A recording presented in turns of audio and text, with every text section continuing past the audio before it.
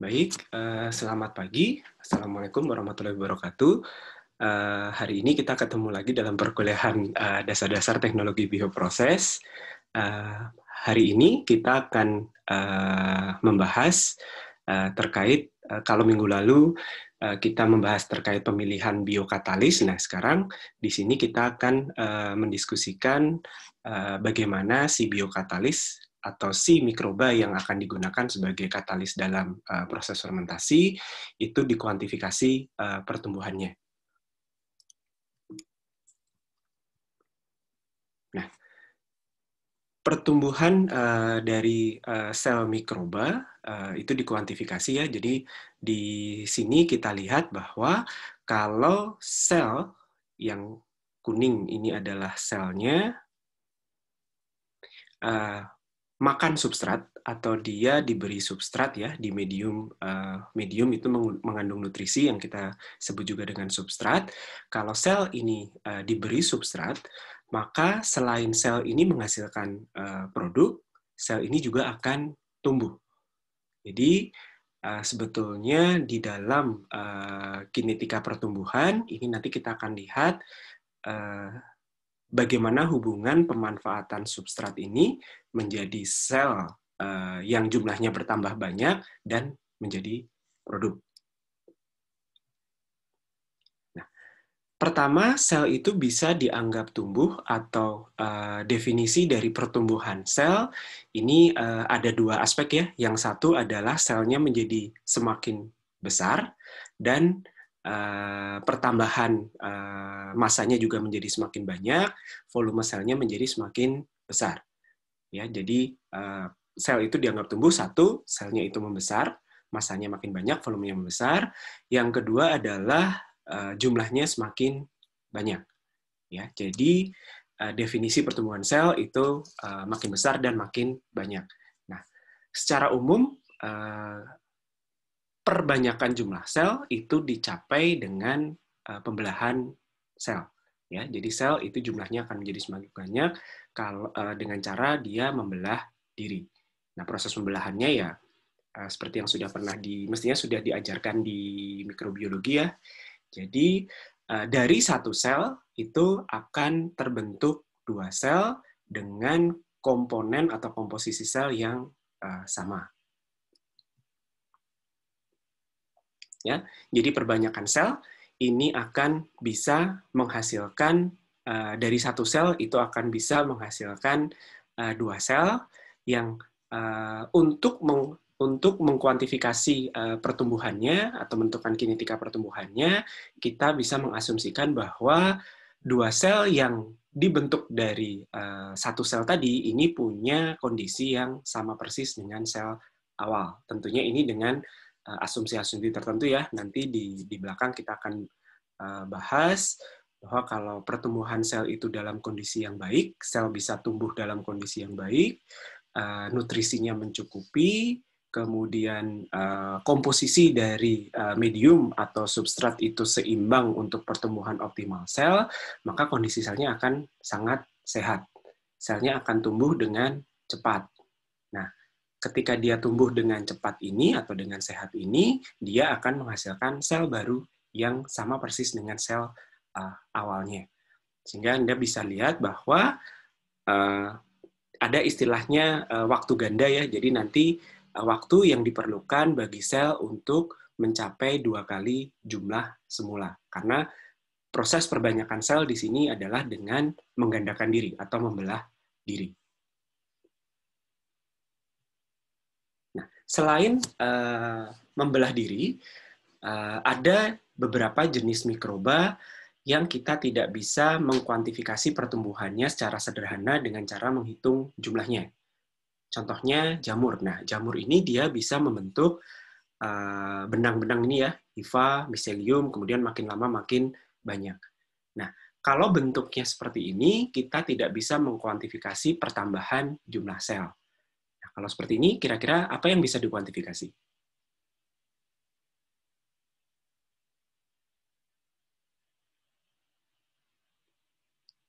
Kalau yang tadi, kan Anda bisa ya, oh di awal ada satu. setelah beberapa lama ada 2, setelah berapa lama lagi ada 4, dan seterusnya.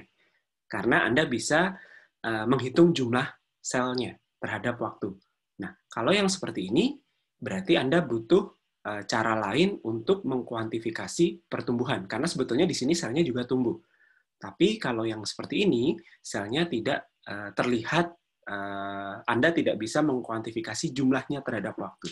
Nah, kalau seperti ini, apa yang kira-kira bisa Anda ukur?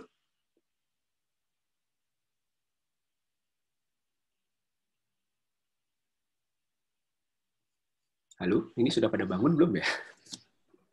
Luasnya mungkin, Pak. Luasnya. Oke. Susah nggak kira-kira ngitung luasnya? Nggak tahu sih, Pak. Ya mungkin susah juga sih. Nah, kalau misalnya susah, kira-kira apa yang bisa Anda gunakan atau parameter apa yang bisa Anda tentukan selain jumlah yang bisa Anda gunakan untuk mengkuantifikasi, oh bahwa selnya ini tambah banyak. Ayo, masa nggak kepikiran? Nyerap nutrisinya, Pak. Nyerap nutrisinya makin banyak gitu maksudnya. Iya. Oke itu bisa, tapi yang secara langsung, yang bukan secara langsung ya, maksudnya kalau dari kondisi sel yang seperti ini, apa yang bisa Anda lakukan untuk mengkuantifikasi pertambahan jumlah sel?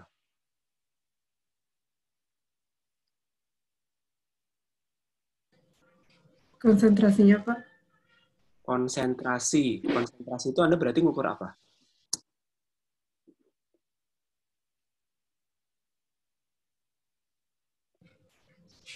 Kalau misalnya di air kayak makin keruh atau enggak?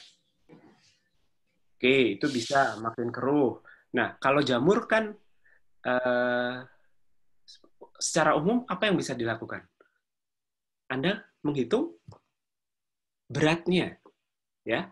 Jadi selain jumlahnya, karena tadi kan yang namanya sel tumbuh itu jumlahnya makin banyak, ukurannya semakin besar. Nah, di sini jamur tumbuh dengan membentuk seperti ini kan. Jadi nanti akan tampak koloni-koloni. Nah, di sini Anda bisa menghitung pertumbuhan atau menghitung pertambahan jumlah sel dengan menghitung beratnya. Ya, jadi nanti akan ada beberapa metode yang bisa digunakan.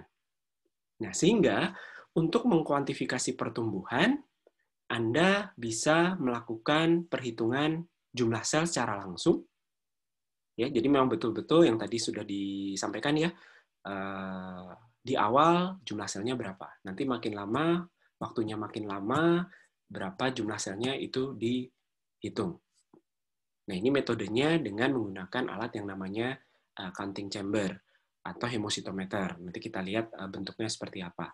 Atau kalau memang tidak bisa menentukan jumlah sel secara langsung, seperti yang di kasus jamur tadi, satu, Anda bisa menghitung perubahan yang disebut sama Kila tadi ya, turbiditasnya.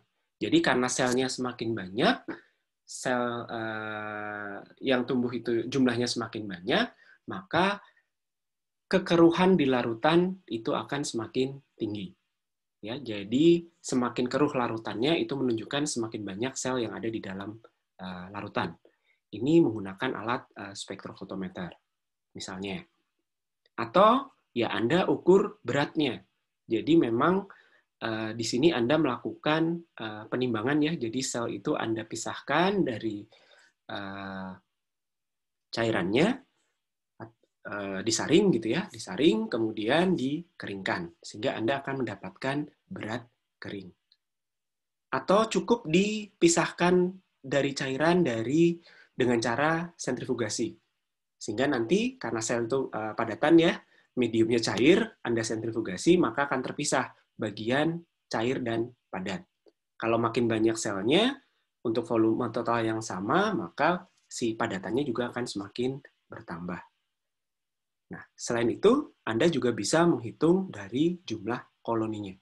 Jadi Anda tumbuhkan pada suatu permukaan agar gitu, kemudian dia akan tumbuh, akan membentuk koloni, nah sehingga Anda bisa lakukan perhitungan koloni. Jadi untuk menghitung koloni berarti tidak menghitung satu sel secara langsung ya, jadi sebagai koloni. Nah ini perhitungannya, jadi Anda bisa menghitung jumlah secara langsung atau Anda korelasikan dengan parameter yang lain. Yang diukur pun atau yang dihitung pun, ini Anda bisa mendapatkan yang beda-beda ya. Jadi ada yang memang perhitungan yang Anda mendapatkan jumlah total sel, atau Anda mendapatkan total selnya. Total sel itu maksudnya apa? Baik itu selnya dalam kondisi hidup maupun mati, itu terhitung jadi satu. Ya, jadi total sel. Ada metode yang nanti akan mendapatkan jumlah sel yang hidup. Ada metode yang mendapatkan jumlah sel yang hidup dan dalam kondisi sehat. Nah, ini akan kita lihat satu persatu. Nah, ini adalah hemositometer atau counting chamber ya, bentuknya seperti di kiri atas ini. Ukurannya kira-kira sebesar kaca preparat. Pernah lihat ya, kaca preparat untuk mikroskop, agak tebal sedikit, gitu ya. Nah, kemudian di tengah sini ini ada ruangannya. Ruangan ini digunakan untuk apa? Ruangan ini digunakan untuk memasukkan suspensi dari sel. Nah, suspensi dari sel diteteskan gitu ya, masuk ke sini. Nah, kemudian di dalam chamber ini, kalau Anda lihat menggunakan mikroskop, akan terlihat seperti kertas milimeter itu ya. Jadi ada grid-gridnya. Nah, kemudian nanti ketika Anda sudah teteskan si suspensi sel, ini selnya akan terlihat di sini. Jadi bulat-bulat gitu. Ya, nggak bulat ya. Jadi maksudnya nanti akan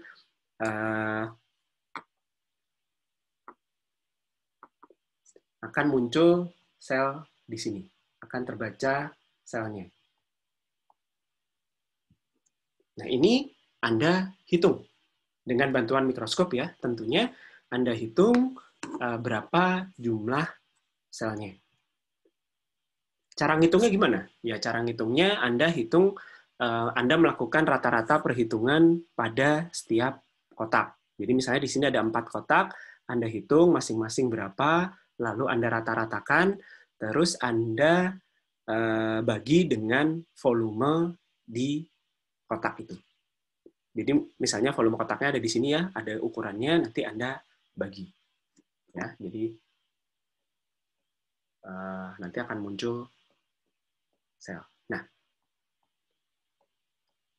syarat agar sel ini bisa dihitung jumlahnya dengan hemositometer, ya tentunya satu harus kelihatan di mikroskop.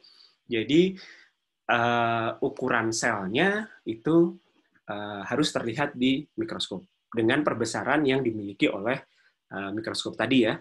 Nah, dengan metode seperti ini, kira-kira Anda menghitung selnya itu sel hidup, sel mati, atau dua-duanya? Total sel, atau Anda bisa menghitung yang hidup saja, atau yang mati saja, atau jumlah atau totalnya?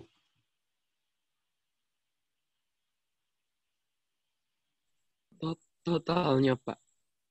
Totalnya, ya. Jadi di sini Anda menghitungnya sebagai total sel. Kecuali Anda atau sel ini bisa dilakukan pewarnaan. Jadi Anda bisa melakukan pewarnaan dengan teknik pewarnaan yang sesuai ya untuk membedakan sel hidup dan sel mati. Jadi nanti akan kelihatan warna sel hidup dan warna sel matinya beda. Nah, itu Anda bisa menghitung berapa jumlah sel hidup dan berapa jumlah sel mati. Tapi kalau Anda hanya melihat seperti ini ya, ini tidak bisa dibedakan mana yang hidup dan yang mati. Ya, jadi kira-kira bentuknya seperti ini. Ini adalah hemositometer. Nah, yang kedua adalah perhitungan koloni atau colony forming unit. Ini nanti didefinisikan atau satuannya adalah colony forming unit per volume, misalnya per mililiter. Oke, caranya ya, Anda punya suspensi mikroba gitu ya, ini Anda encerkan. Ya, encerkan bertahap, misalnya menjadi volumenya menjadi pengencerannya 10 kali, 100 kali, 1000 kali, dan seterusnya. Nah, nanti dari pengenceran ini, Anda ambil sekian volume, mungkin sekitar 0,1 mili gitu ya, atau 100 mikroliter. Nah, ini Anda sebelumnya Anda buat agar dulu ya, agar ini di cawan Petri. Nah, kemudian Anda oleskan pakai alat kemarin ya, namanya sudip itu. Nah, ini Anda oleskan kayak ngoles mentega di atas roti gitu ya. Nah, nanti Anda inkubasi, Anda biarkan selama beberapa lama, nanti akan muncul koloni. Ini koloninya.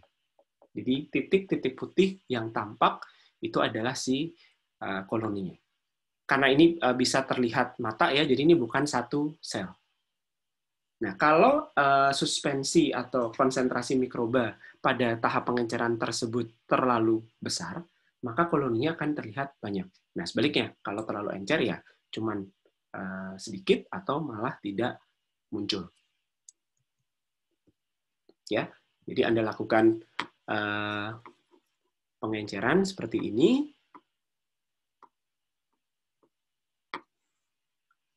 Nah, yang biasa dianggap memenuhi syarat secara statistik itu kalau Anda dapat koloni sekitar 20 sampai 200 koloni. Ada yang bilang 30 sampai 300. Ya, tapi saya biasanya menggunakan 20 sampai 200 koloni. Kalau kurang dari 20 itu dianggap kurang representatif, tidak representatif. Kalau di atas 200 itu juga tidak representatif. Ya. Jadi kalau Anda dapatnya kurang dari 20, berarti pengencerannya terlalu banyak. Anda harus menggesek dengan sampel yang berasal dari pengenceran yang lebih kecil. Nah, kalau di atas 200 berarti pengencerannya kurang. Berarti Anda harus encerkan lebih lanjut. Nah, ini yang disebut dengan metode spread plate.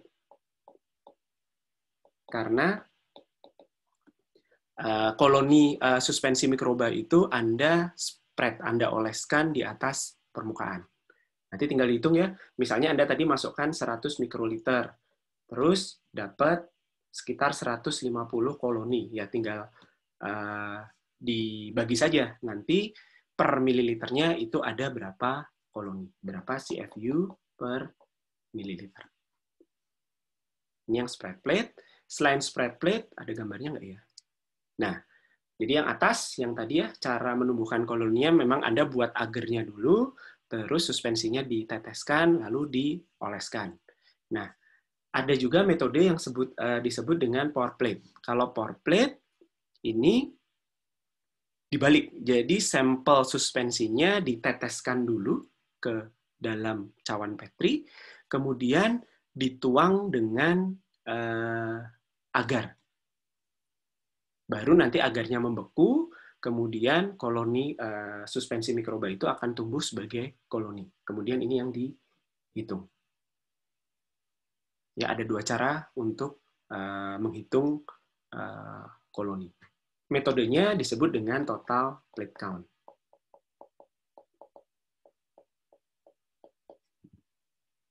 Nah, dengan metode ini, dengan menghitung CFU ini, maka yang Anda hitung adalah sel dalam kondisi hidup. Ya, jadi hidup plus dia sehat. Karena dia bisa tumbuh lagi sebagai koloni. Oke, ini metode total plate count. Nah, ada juga yang menggunakan metode berbasis elektrokimia. Jadi Anda punya dua plat gitu ya, dua plat elektroda. Ini Anda berikan tegangan atau arus listrik, sehingga satu elektroda akan bermuatan positif, satu elektroda bermuatan negatif. Nah, nanti karena perbedaan muatan, maka akan timbul medan listrik di dalam larutan. Nah, sehingga si sel ini dia bisa bergerak akibat ada perubahan medan listrik. Nah, nanti dia ketika bergerak, dia akan melewati suatu lubang ya, suatu lubang yang memang dibuat di situ, sehingga ketika si sel ini melewati lubang tadi, maka dia akan menimbulkan hambatan terhadap si aliran arus atau aliran tegangan yang ada di kedua elektroda itu. Nah, kalau ada hambatan berarti bacaan arus atau bacaan tegangannya berubah. Nah, dia menghitung ketika ada gangguan ya 1 sel, ada gangguan lagi 2 sel, dan seterusnya. Atau dengan bantuan, ini alatnya namanya particle counter ya, karena dia menghitung jumlah partikel. Nah, atau selain dengan medan listrik, ini bisa juga dengan laser. Jadi ada aliran yang isinya suspensi mikroba, kemudian ketika dia melewati satu daerah gitu ya, dia ditembak dengan sinar laser. Sehingga kalau ada partikel yang lewat ketemu dengan sinar laser, maka akan timbul pembiasan cahaya ya. Nah, ini yang dihitung oleh detektor sebagai 1 sel. Nah, metode ini dia menghitung total sel. Tidak bisa membedakan mana sel hidup dan sel mati. Oke. Kemudian metode yang lain ini adalah berat kering. Ini cukup umum dilakukan di lab ya. Jadi Anda mengkuantifikasi pertumbuhan itu dengan mengkorelasikan terhadap berat terhadap waktu.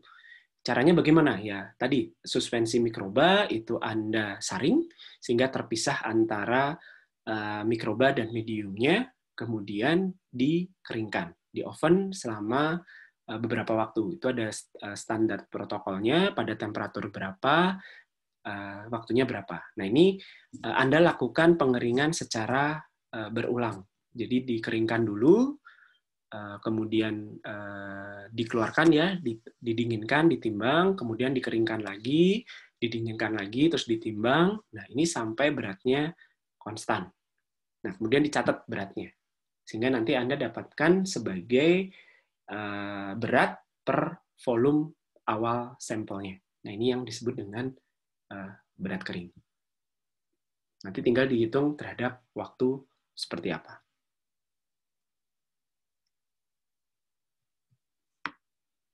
Nah, ini yang kalau pakai berat kering berarti yang dihitung total sel juga ya. Jadi karena Anda tidak bisa hitung mana yang hidup, mana yang mati. Nah, ini metode yang menggunakan perbandingan volume atau packed cell volume. Jadi biasa dilakukan untuk mengkuantifikasi sel darah sebetulnya, tapi bisa juga digunakan untuk menghitung rasio atau menghitung pertambahan jumlah sel sebagai rasio volume sel terhadap volume total. Caranya gimana? Tinggal di sentrifugasi. Pernah lihat alat sentrifugasi ya, yang bisa berputar gitu ya. Jadi nanti dengan pengaruh gaya sentrifugal, maka selnya akan ngendap, nanti Anda baca. Ini misalnya adalah selnya, Anda bandingkan dengan rasio volume totalnya berapa.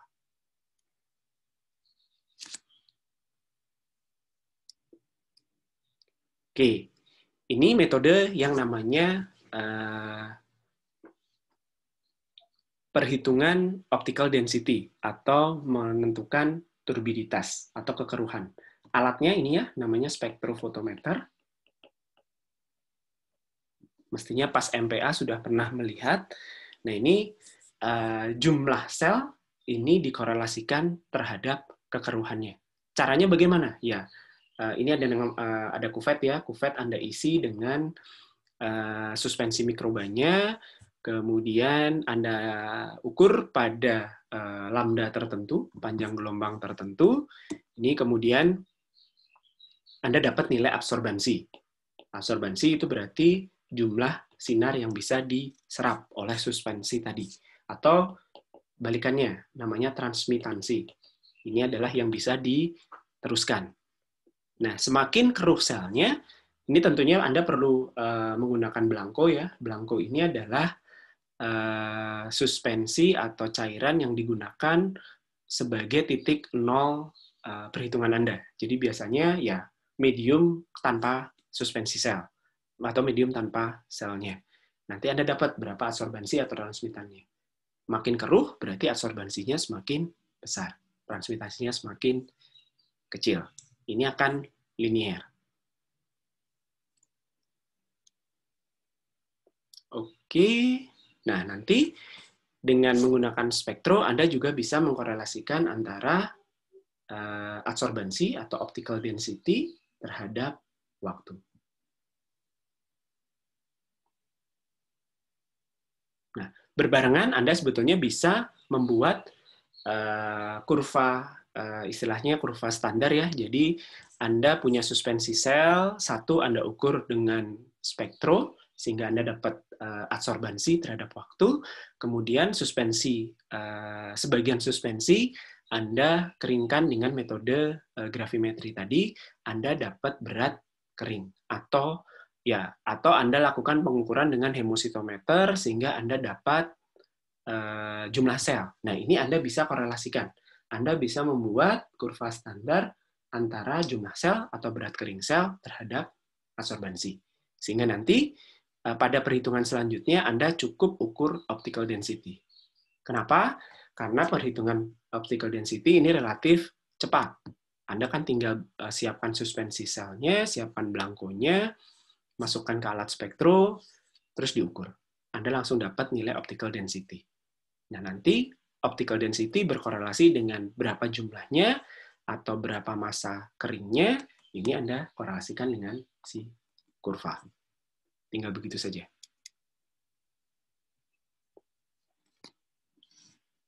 Nah, tadi kalau Anda ngitung absorbansi, ya berarti yang Anda hitung juga sel total ya, tapi perlu diperhatikan bahwa pengukuran absorbansi atau transmitansi atau menggunakan spektro ini bisa dilakukan atau tepat dilakukan kalau suspensi sel ini tidak mudah mengendap. Ya, jadi ketika suspensi sel ini mudah mengendap, ya berarti pembacaan absorbansi menjadi kurang akurat, karena begitu Anda siapkan, Anda masukkan ke dalam kuvet, dia akan mengendap kan, sehingga nanti tidak akan terbaca sebagai absorbansi, atau nilai absorbansinya tidak akan terbaca dengan tepat.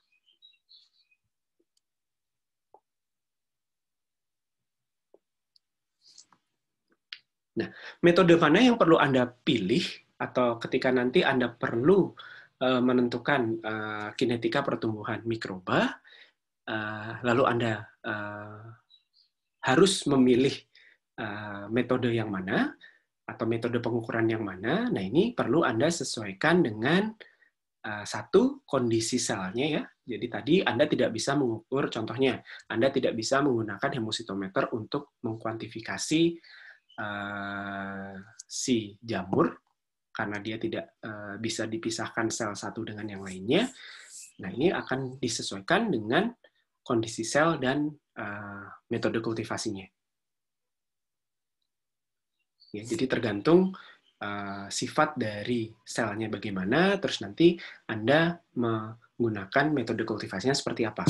Kalau Anda menumbuhkan selnya pada submerge gitu ya, Anda fermentasinya secara submerge, selnya dapat tersuspensi dalam medium cair dengan baik, ya berarti Anda misalnya bisa menggunakan spektrofotometer. Tapi kalau Anda melakukan fermentasinya pakai fasa padat, nah berarti kan Anda tidak bisa menggunakan spektro, ya. Kecuali Anda bisa pisahkan selnya secara total gitu ya, lalu Anda bisa suspensikan. Nah, tapi kan ini susah. Nah, ini juga akan berpengaruh atau metode yang Anda pilih itu akan juga dipengaruhi Anda butuh ngukurnya seberapa cepat. Kemudian akurasi yang ingin didapatkan itu seberapa akurat, kondisi selnya bagaimana. Nah, kembali lagi juga, Anda butuh ngukurnya yang mana? Apakah cukup total sel saja? Ataukah sel hidup saja? Atau sel hidup dan yang sehat saja? Nah, pengukuran-pengukuran tadi yang sudah dijelaskan tadi kan dilakukan dengan mengambil sampel ya, jadi mengambil sampel, kemudian dipisahkan, terus diukur. Nah, pengukuran selama fermentasi itu juga bisa dilakukan secara online. Jadi bukan dengan cara mengambil sampel, tapi Anda meletakkan alat ukur pada reaktor fermentasi. Nah, terus kira-kira apa yang bisa diukur? Misalnya yang diukur adalah laju konsumsi oksigennya. Jadi kalau Anda bisa mengukur perubahan laju konsumsi oksigen atau perubahan laju produksi gas yang dihasilkan, misalnya CO2, nah ini Anda bisa korelasikan dengan pertumbuhan. Karena semakin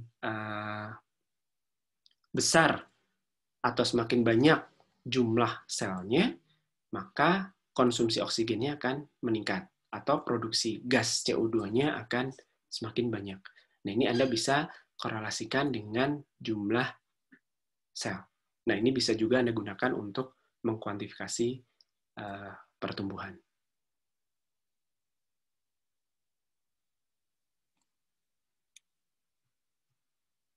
Nah, nanti intinya untuk mengkuantifikasi atau menentukan kinetika pertumbuhan, Anda menghubungkan antara jumlah sel dengan waktu.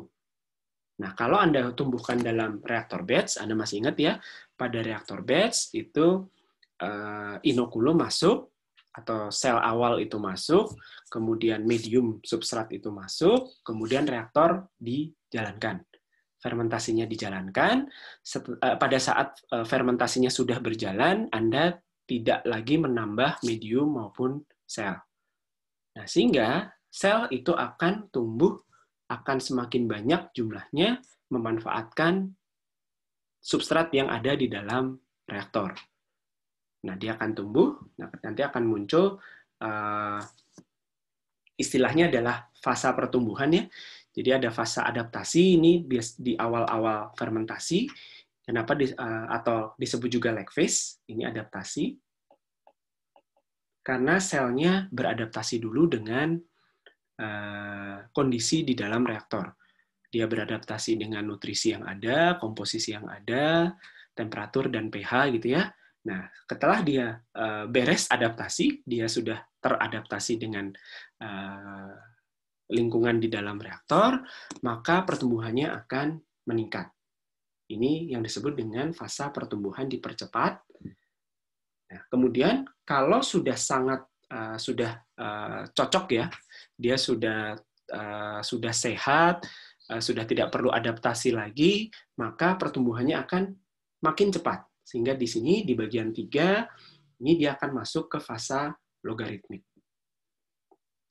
Karena nutriennya masih banyak, komposisinya masih sesuai, selnya sehat. Nah, di tahap fasa pertumbuhan logaritmik ini, yang tadi, selnya itu akan membelah diri atau memperbanyak jumlahnya dengan cepat, selnya sehat semua gitu ya, asumsinya, kemudian sel baru dengan sel yang lama itu punya sifat yang sama persis. Ukurannya sama, komposisinya sama, tingkat kesehatannya sama, dan sebagainya. Nah, nanti makin lama, karena sel itu tumbuh memanfaatkan substrat yang ada di dalam reaktor, dan Anda tidak melakukan penambahan substrat kan selama proses fermentasi, lama-lama komposisi substrat itu akan berubah. Jumlah substratnya berkurang, komposisi nutrien yang ada di dalam substrat itu akan berubah, sehingga nanti sel itu akan mulai melambat tumbuhnya. Jadi tidak secepat fase logaritmik, atau yang disebut dengan fase pertumbuhan diperlambat di sini. Makin lama, substratnya akan semakin berkurang, atau ada komponen substrat yang habis. Nah, sehingga akan banyak, jadi di fase pertumbuhan diperlambat, ini selain pertumbuhan selnya itu mulai melambat, ada beberapa sel yang sudah tidak bisa survive sehingga mati. Nah, di fase stasioner, ini laju pertumbuhan itu akan sama dengan laju kematian sel. Sehingga secara umum, ini dalam grafik log ya, X itu adalah konsentrasi sel, sehingga garisnya menjadi lurus. Karena ini menunjukkan jumlah sel yang bertambah sama dengan jumlah sel yang berkurang. Laju pertumbuhan sama dengan laju kematian. Selnya masuk fase stasioner. Nah, makin lama, yang tumbuh akan makin sedikit, yang mati akan semakin banyak. Sehingga sel masuk fase kematian. Nah, ini adalah profil kurva pertumbuhan atau fasa pertumbuhan pada reaktor batch.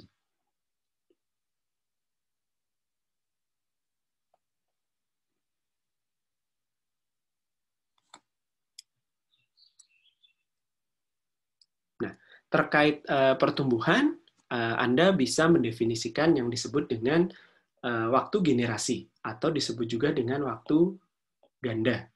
Ini adalah waktu yang diperlukan untuk sel mencapai jumlah 2 kali semula. Jadi, cara menghitungnya bagaimana? Ya, Anda menggunakan persamaan pada fasa logaritmik. Jadi, karena jumlah sel itu adalah sama dengan jumlah sel pada T tertentu, itu sama dengan jumlah sel awal dikalikan 2 pangkat N. N ini adalah jumlah pembelahan. Jadi ini adalah yang pertama, ini generasi kedua atau pembelahan pertama, ini generasi ketiga, pembelahan kedua, ini generasi keempat, pembelahan ketiga, dan seterusnya ya. Nah, atau 2 pangkat N. Nah, sehingga Anda bisa hitung N atau jumlah generasi ini adalah ln dari N per N0 dibagi ln 2.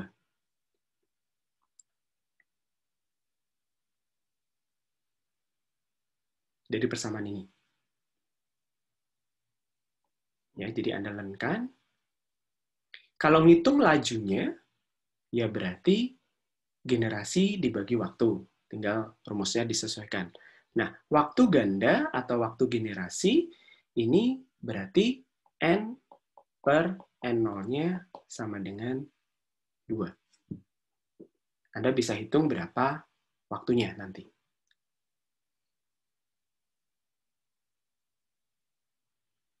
Oke, dari sini ada yang mau ditanyakan dulu?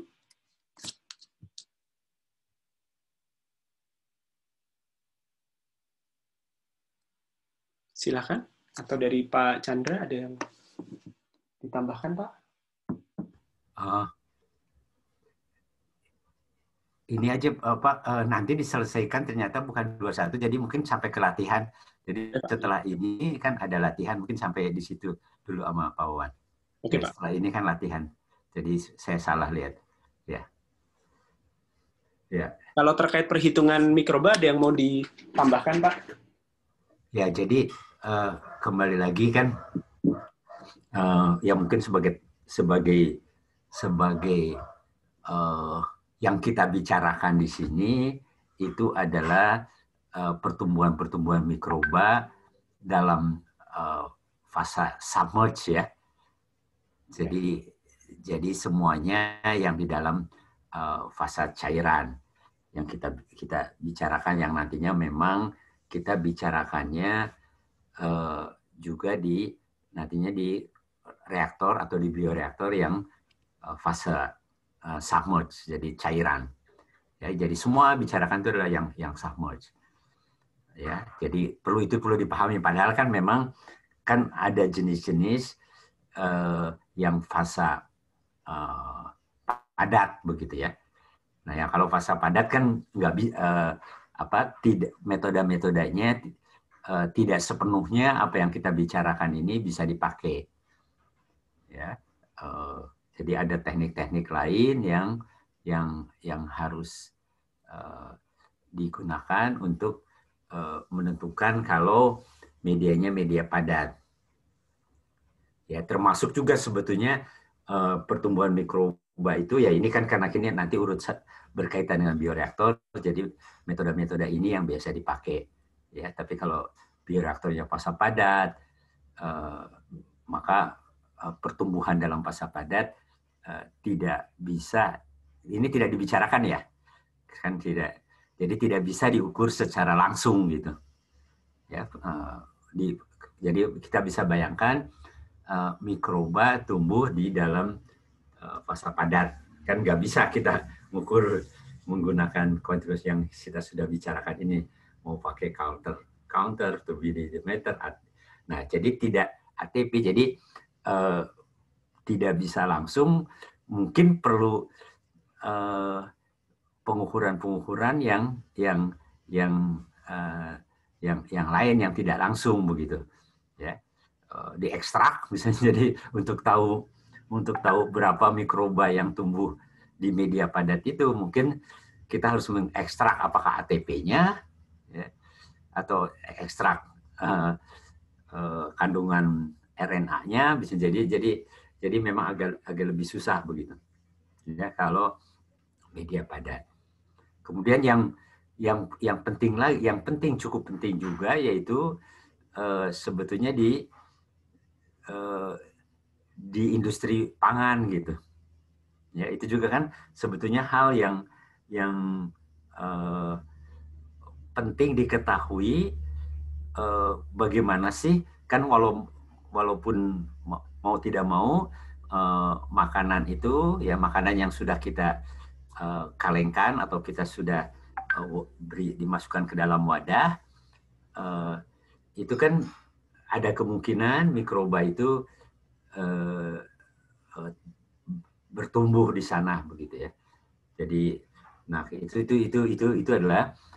itu adalah hal yang tantangan lain, bagaimana kita bisa juga memperkirakan pertumbuhan mikroba di dalam industri pangan tersebut. Nah, itu adalah hal lain yang aplikasi pertumbuhan mikroba itu, yang walaupun teknik-tekniknya tidak bisa mirip dengan yang kita bicarakan ini, ya. Yang submerge itu yang paling gampang memang, ya, di dalam pertumbuhan yang solid state fermentation atau fermentation fasa padat, itu lebih tidak bisa kita mengukur secara langsung, ya. Apalagi kalau nanti aplikasinya untuk memprediksi pertumbuhan mikroba di makanan, ya. Jadi di dalam food industry, food science, ya. Jadi bagaimana memprediksi pertumbuhan mikroba di dalam makanan, itu ilmu yang menarik sebetulnya, ya. Jadi kita maka itu kan mengapa orang bisa menentukan berapa expired makanan itu berapa lama, ya, di dalam nanti kalau dipasarkan, itu menggunakan predictive model, walaupun mungkin mula-mula bisa saja dengan pengalaman saja, ya. Jadi makanan membusuk atau sekian lama, jadi coba dengan di dalam, jadi makanan atau makanan yang sudah diproduksi itu ditaruh saja di dalam suatu ruangan atau di suatu tempat. Nah, nanti kemudian dicek bisa bertahan berapa lama, sebulan, 6 bulan, setahun, 2 tahun, ya. Jadi itu berdasarkan empiris saja.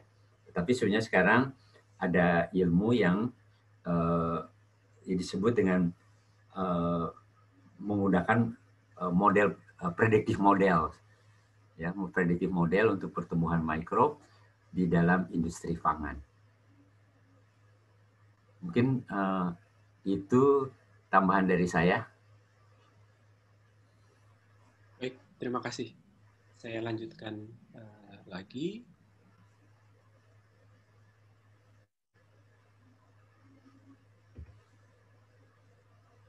Nah, ini profil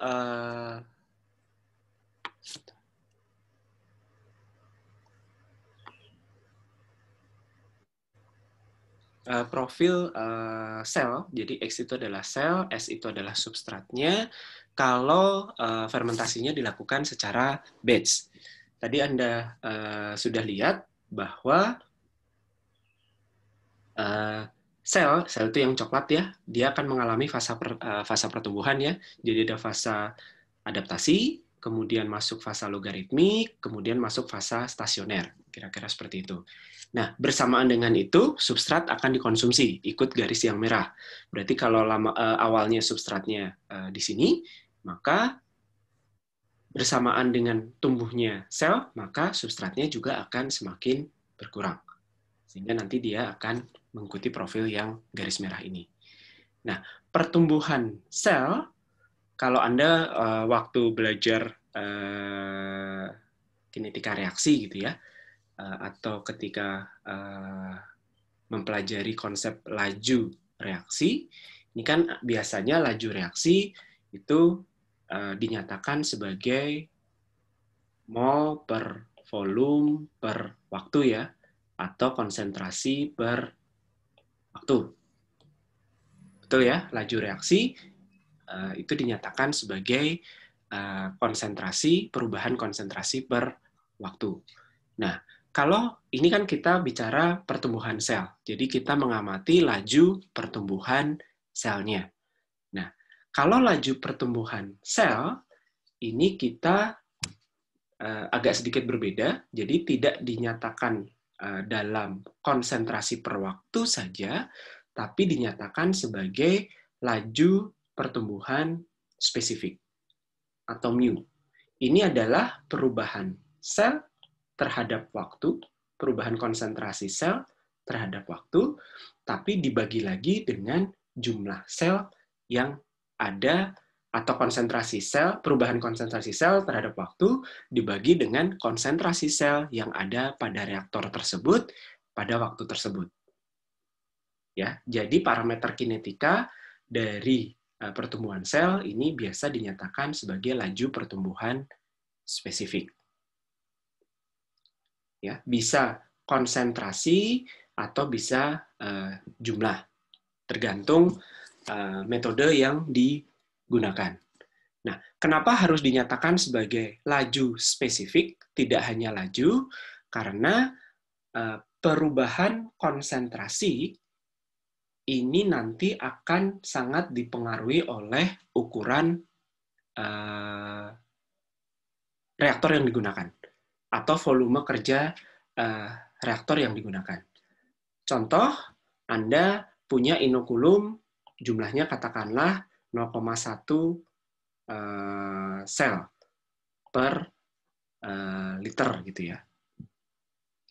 Kemudian konsentrasi, ini konsentrasinya 0,1 sel per ya sekian jumlah sel per liter, volume inokulum misalnya 1 ml.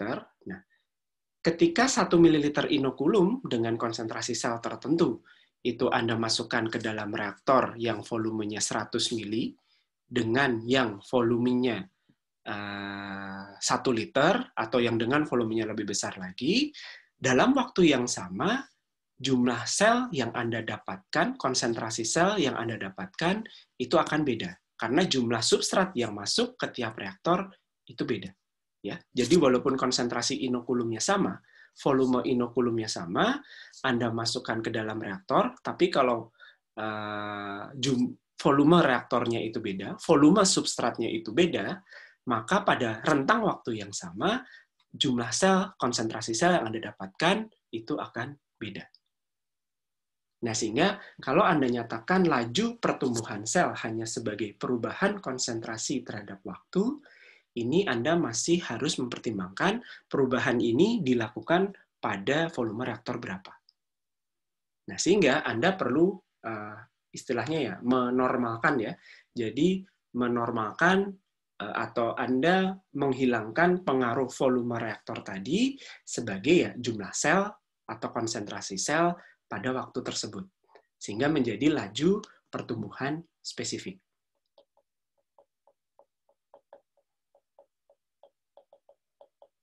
Satuannya apa? Satuannya menjadi sudah bukan konsentrasi per waktu, tapi menjadi seper waktu. Sehingga nanti kalau ini Anda gunakan dalam neraca massa, Anda masih ingat ya, apa sih fungsi laju reaksi guna menghitung atau menentukan laju atau kecepatan suatu reaksi adalah untuk digunakan dalam model neraca massa. Di mana ya? Ketika ada faktor laju generasi karena reaksi, ya pertambahan suatu komponen karena reaksi atau pengurangan suatu komponen karena reaksi.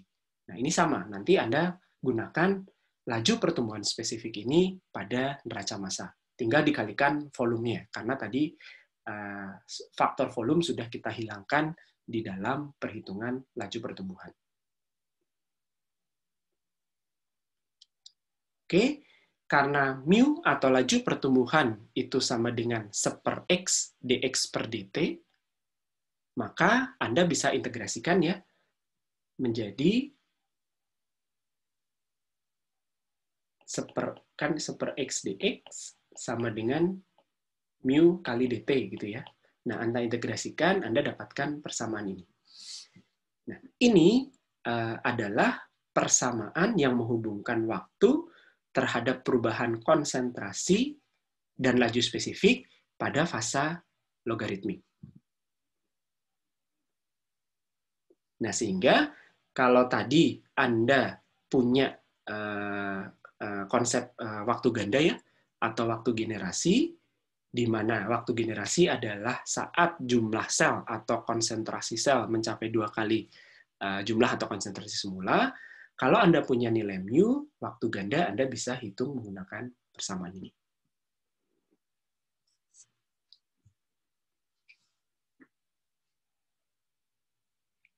Oke, selain waktu laju pertumbuhan spesifik, waktu ganda, Anda juga bisa menghitung yang namanya yield. Yield atau perolehan. Perolehan ini sebetulnya definisinya macam-macam ya. Jadi ada berapa banyak, misalnya perolehan sel terhadap substrat. Jadi yang Anda hitung ya berapa banyak sel yang nambah atau delta X dibagi berapa banyak substrat yang berkurang, delta S. Nah, ini notasinya tergantung, sebenarnya ada beda-beda notasi ya kalau Anda menggunakan atau Anda membaca buku yang beda. Jadi umumnya kalau Anda baca Shiller-Kargi itu adalah YX per S. Ini adalah delta X per delta S. Jumlah sel akhir dikurangi sel awal per jumlah substrat awal dikurangi jumlah substrat akhir. Nah, nanti sebetulnya yield ini bisa dikorelasikan dengan mu, dan ada juga, tapi kita bahas di belakang, ini adalah, kalau yang mu itu adalah laju pertumbuhan spesifik, 1/x dx per dt, kalau Qs itu adalah laju konsumsi substrat spesifik, 1/x ds per dt. Jadi berapa substrat yang berkurang, deltanya berapa, per delta waktu, dibagi konsentrasi sel pada waktu tersebut. Dari sini ada yang mau ditanyakan dulu?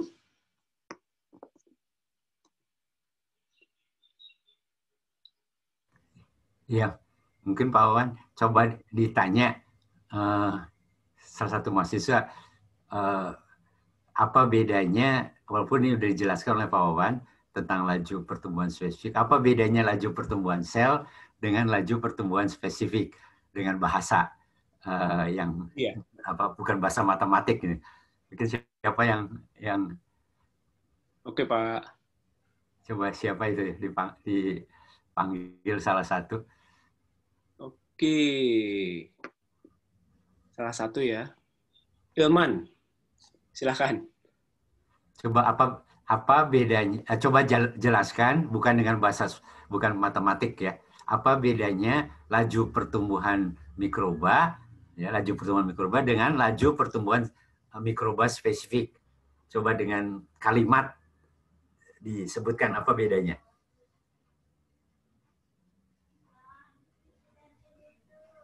Siapa tadi? Saudara siapa? Ilman, Pak. Ilman, coba apa bedanya Ilman? Kalau setangkep saya, Pak, Ya. kalau misalnya pertumbuhan sel yang biasa, itu kan per waktu saja ya, Pak ya. Oke. Cuma kalau untuk yang spesifik itu, Ya. karena ini ada pengaruh dari substrat juga, karena dengan kan jadi substratnya kan bakalan berkurang juga nih ya. Di sini Pak Wawan sudah menunjukkan kalau misalnya selnya itu tumbuh tuh pasti substratnya juga berkurang gitu.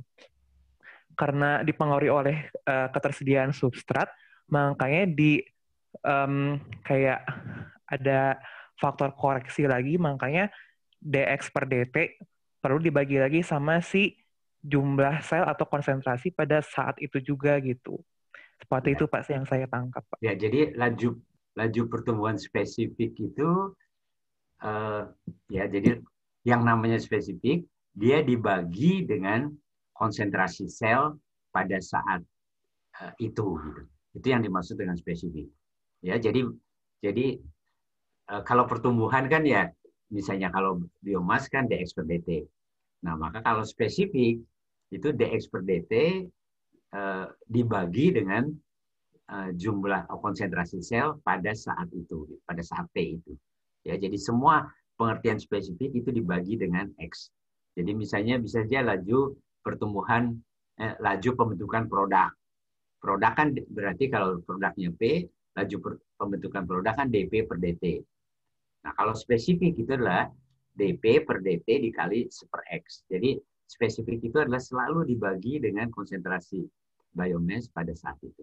Ya. Oke. Baik, terima kasih Ilman dan Pak Chandra. Nah, ini ada latihan. Nanti mungkin angkanya silahkan kalian hitung lebih detail sendiri ya. Jadi ada pertumbuhan bakteri pada substrat metanol. Jadi X itu menyatakan konsentrasi sel, S itu adalah konsentrasi substrat terhadap waktu. Nah, ini ada profil ada data waktu, sel, dan substratnya.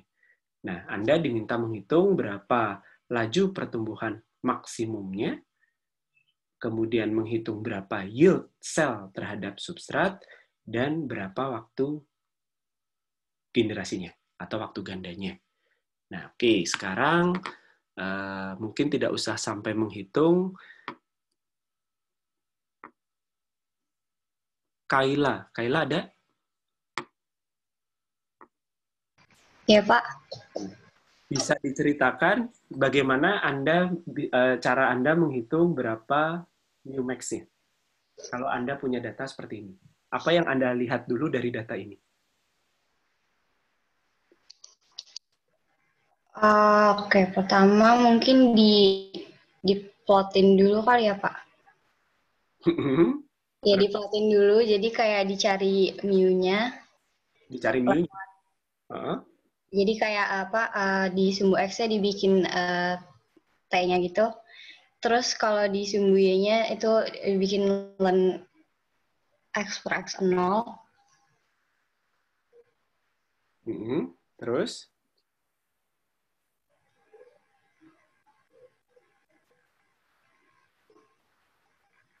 Terus mu max-nya yang mana? Atau gimana cara menghitung mu max-nya?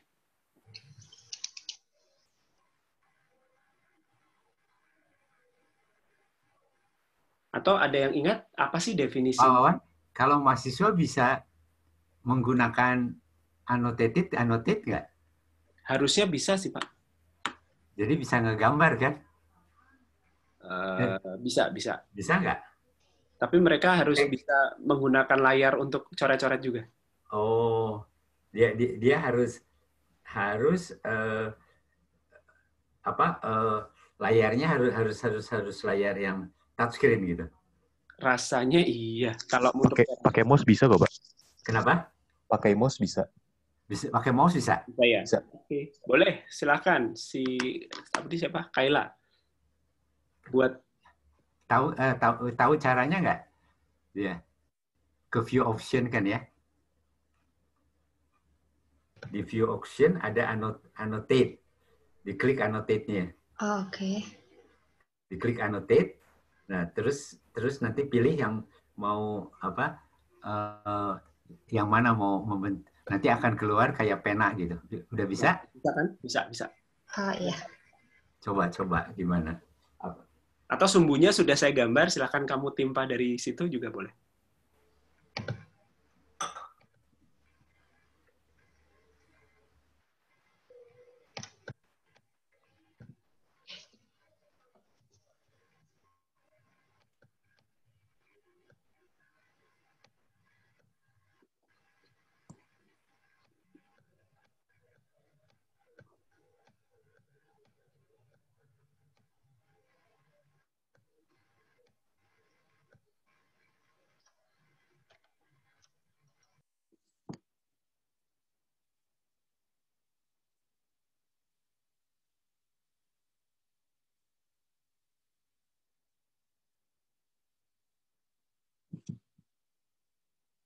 Oke, terus?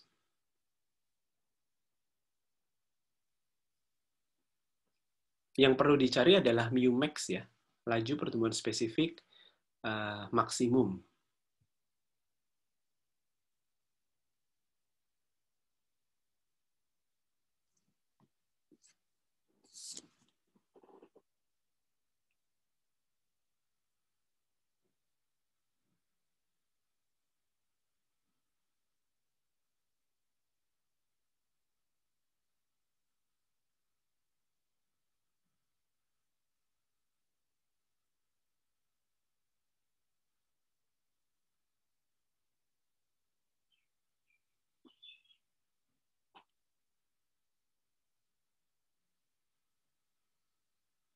Halo?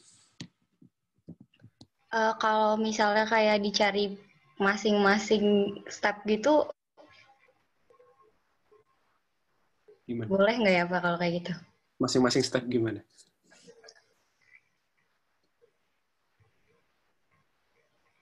Jadi kayak nggak diplot gitu, jadi dibikin masing-masing seper X.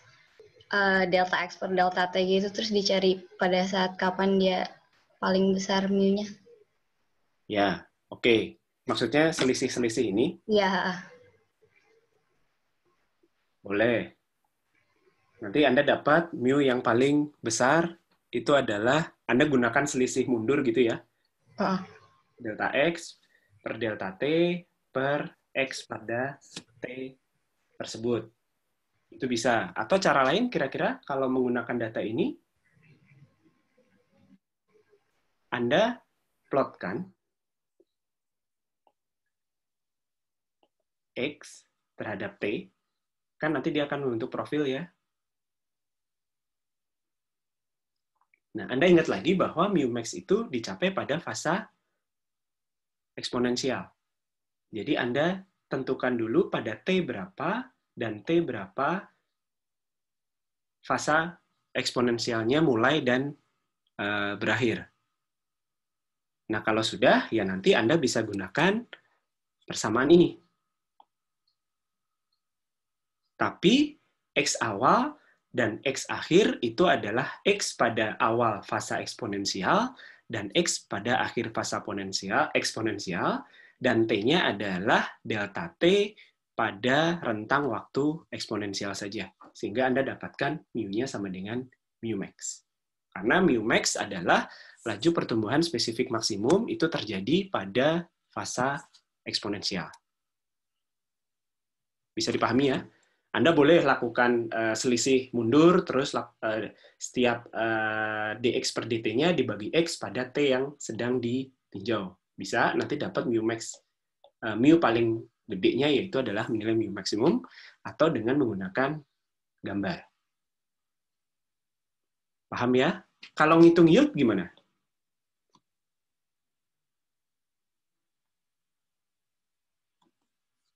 Ganti deh. Moza. Halo. Ya. Pakai rumus yang tadi Pak, yang delta X per delta S. Jadi yang delta X-nya itu berarti akhir dikurangi awal. Terus per delta S-nya berarti awal kurangi akhir. Ya, jadi kalau perolehan yield, Anda tinggal lihat saja nilai akhir dan awal untuk substrat dan sel. Ya, jadi dia X minus X0 per S0 minus S. Kemudian sekalian, Moza, kalau waktu generasi? Pakai yang seper RX, jadi cari konstanta laju pembelahannya dulu. Nah, kalau waktu generasi, Anda gunakan saja mu max tadi. Jadi TD itu akan sama dengan yang ini. Doubling time itu adalah ln 2 per mu, mu-nya sama dengan mu max. Oh iya, Pak. Oke, ada yang mau ditanyakan dulu?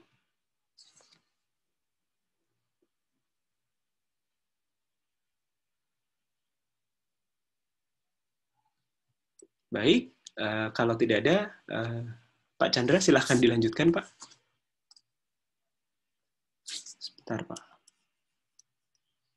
Oke,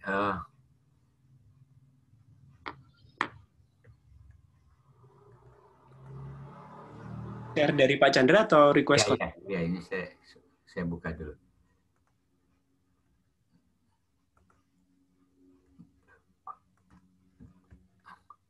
Oke, mungkin oke. Nah, cuma gambar ini coba, kok nggak bisa share saya? Oh, sebentar, Pak.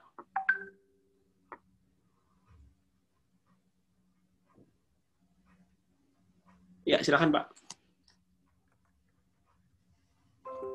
Nah, ini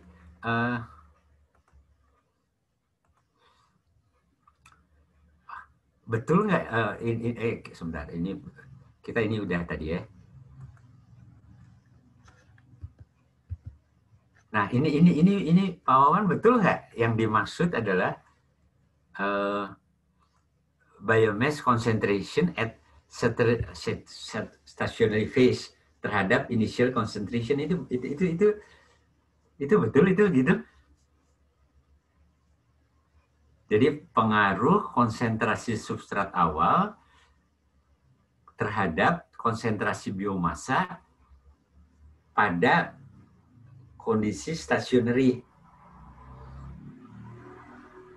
Ya. Biasanya kan kalau monod limiting substrate itu adalah di sininya Mu. Benar nggak ini bahwa jadi pada konsentrasi yang kita naikkan maka biomas itu nggak naik, artinya gitu kan? Apa betul gitu?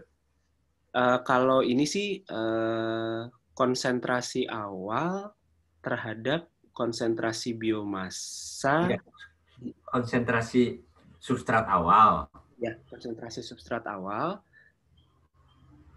terhadap konsentrasi biomasa at the onset of the stationary phase. Jadi pada kondisi stasioner gitu. Karena kan yang biasanya diplotkan di dalam kinetika pertumbuhan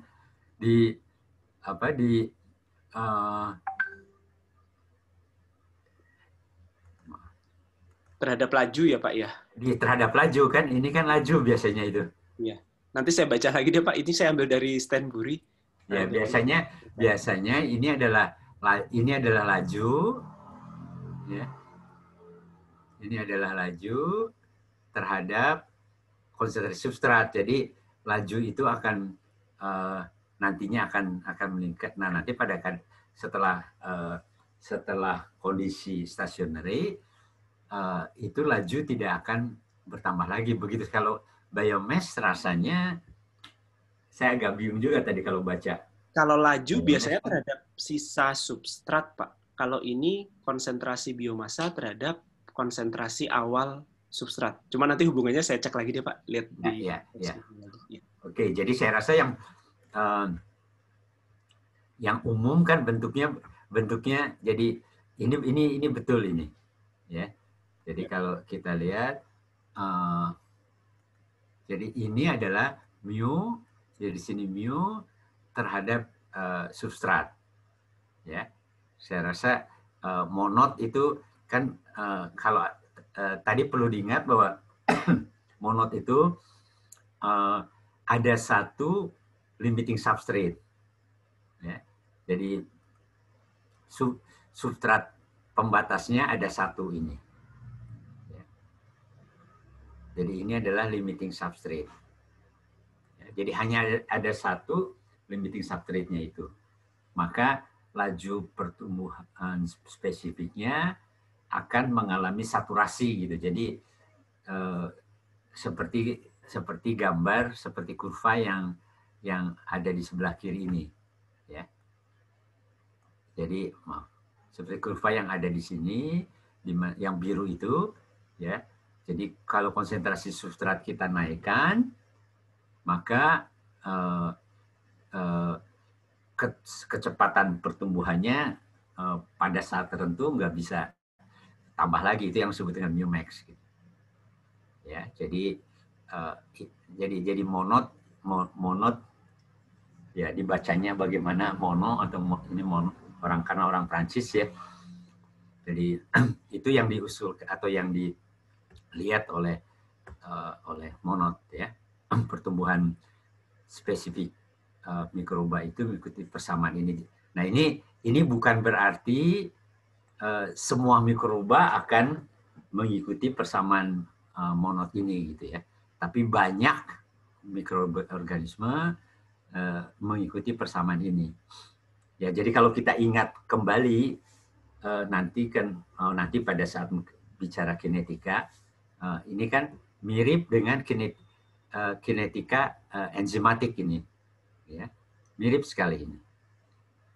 Nah, tetapi kemudian bentuk persamaan ini bisa macam-macam, ya. Jadi nanti ada modifikasi, ada yang namanya Halden, ada yang namanya apalagi. Jadi banyak bentuk persamaan untuk pertumbuhannya. Tapi memang Monod ini yang paling banyak dipenuhi oleh mikroba gitu ya. Nah, ini adalah data-data yang harga KS-nya ya. Jadi kita lihat di sini beberapa contoh ya untuk yang koli dengan substratnya glukosa, KS-nya relatif kecil, tapi kalau cerevisiae itu KS-nya makin 20 makin membesar begitu ya. Jadi KS ini yang ada di bawahnya ya. Jadi makin besar sebetulnya. Jadi kalau kita lihat KS itu ditunjukkan pada gambar ya. Jadi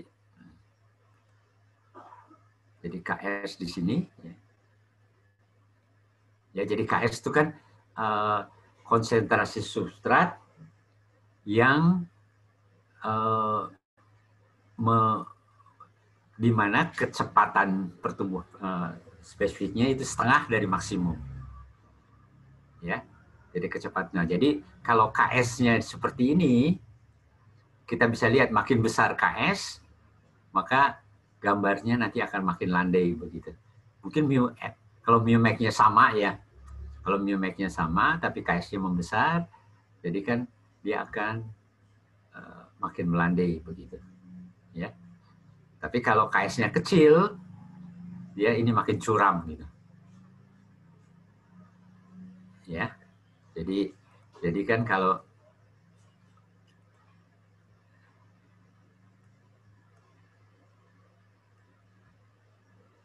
jadi kalau KS-nya kecil, dia akan makin curam, dia akan begini. Ya, kalau KS-nya makin tinggi, dia akan makin landai. Ya, jadi KS itu akan mempengaruhi bentuk kurvanya. Jadi kalau KS-nya kecil, dia makin cepat mencapai dengan konsentrasi substrat, bukan makin cepat, dengan konsentrasi substrat yang relatif rendah saja, dia sudah mencapai mu-max. Ya. Oke, saya rasa itu yang berkaitan dengan persamaan Monod. Ya. Nah, tadi laju pertumbuhan, laju sudah dibahas sebetulnya oleh Pak Wawan. Jadi laju itu bukan hanya biomass yang tadi dikatakan laju pertumbuhan itu laju pertumbuhan biomasa, laju sebentar.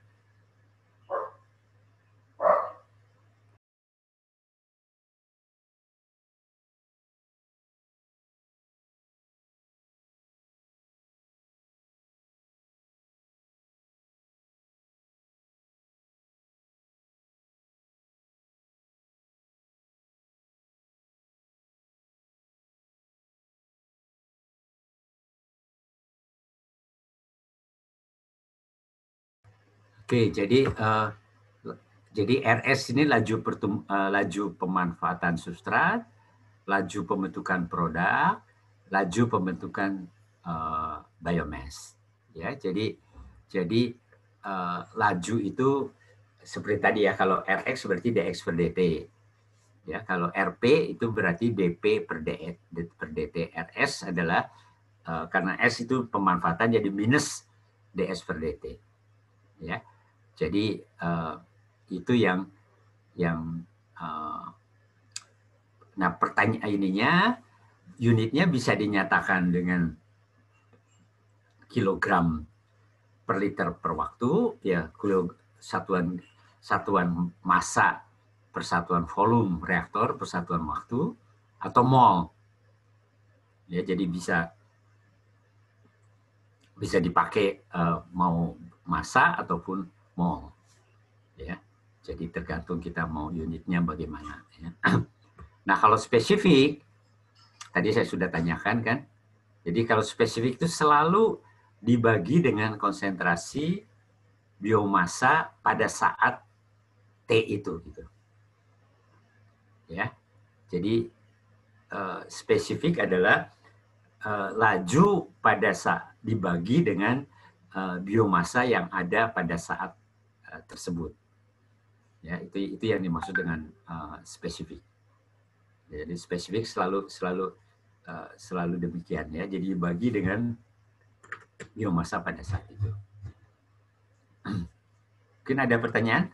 Ya, tadi sudah jelas ya, waktu memberikan contoh untuk konsentrasi untuk yang laju pertumbuhan spesifik. Jadi bisa dipakai untuk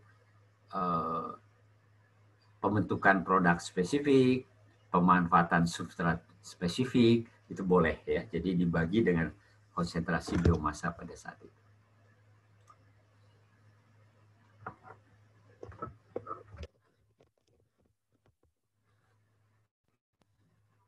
Oke, baik. Apakah ada pertanyaan?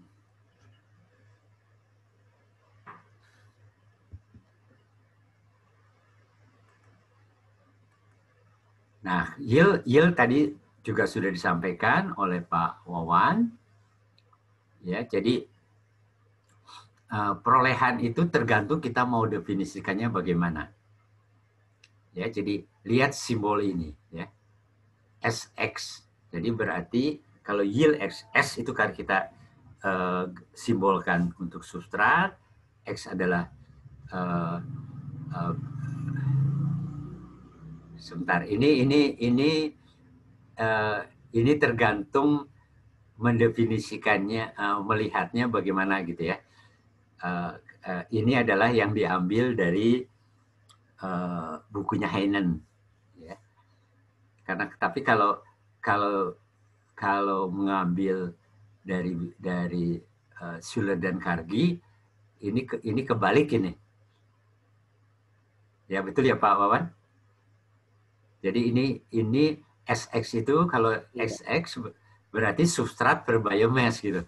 Tapi kalau di Heinen SX itu berarti biomass per substrat. Jadi hati-hati melihat simbol ini.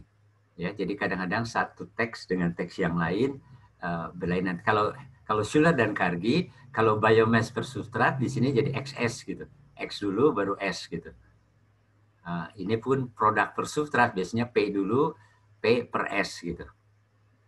Ya, jadi supaya memudahkan malah untuk membacanya. Jadi laju pembentukan biomassa dibagi laju konsumsi dari substratnya. Ya, jadi ini kan tadi Rx per Rs. Atau bisa kita nantinya kalau diubah menjadi mu per Qs ini. Ya, jadi intinya adalah dipahami bahwa kalau yield itu bisa biomass per substrat, ya, bisa produk per substrat, ya, bisa juga mungkin produk per biomass, ya tergantung mau ya, tapi ini yang paling umum ya, berapa biomassa yang terbentuk dari konsumsi dengan substrat yang dikonsumsi atau produk yang terbentuk terhadap substrat yang dikonsumsi. Ya, jadi unitnya sama. Apakah bisa menggunakan berat atau bisa menggunakan mol. Ya. Tapi konsisten ya. Kalau berat per berat, mol per mol, gitu ya. Jadi harus konsisten ya, menggunakannya yang mana ya. Per mol, ya mol pun bisa per 1 semol gitu. Bisa memang mol, misalnya si substratnya itu glukosa, bisa mol glukosa per mol biomasa. Ya, bisa mol glukosa per mol glukosanya. Tetapi bisa juga simol per simol, jadi 1 semol biomass per 1 C-mol dari substratnya. Ya, jadi hati-hati ya. Jadi menggunakan satuan harus diperhatikan. Mungkin nanti kita akan bahas lagi pada saat menggunakan bahan-bahan yang referensi pustaka-pustaka yang kita pakai gitu ya. Nah, mungkin yang paling umum dipakai mungkin dengan satuan berat ya. Tetapi dalam perhitungan-perhitungan sih memang nantinya mudah menggunakan mol atau C-mol. Ya. Tapi informasi biasanya mungkin lebih mudah menggunakan gram biomasa yang terbentuk per gram substrat yang dikonsumsi. Ya. Oke. Nah, kemudian kita bicara ke produk. Nah, nanti jadi kan di dalam fermentasi itu, di dalam proses dalam bioproses itu bukan hanya kurva dari bagaimana biomasa itu terbentuk, bagaimana substrat itu dikonsumsi, tetapi juga bagaimana produk dihasilkan ya sebagai metabolisme pembentukan di dalam pertumbuhan sel. Nah, pembentukan produk itu yang secara ekstrim ada 2 ya. Disebut dengan growth associated products. Ya, jadi growth associated product, ada yang non growth associated product. Ya, mungkin dari namanya sudah bisa kita tebak. Yang ketiga nanti ada campuran antara growth dan tetapi secara harafiah bisa kita tangkap kalau growth associated products, jadi berarti si produk itu berkaitan dengan pertumbuhan biomasnya. Ya, jadi seiring ya. Seiring. Jadi antara mikroba ini adalah biomasanya tumbuh, maka kita lihat yang kurva di bawah si etanol juga terbentuk gitu. Ya. Itu yang disebut dengan growth associated product. Atau kalau yang sebelah kiri adalah konsentrasi ya, kalau yang sebelah kanan laju, maka lajunya pun seiring lah gitu. Ya, ininya pun seiring.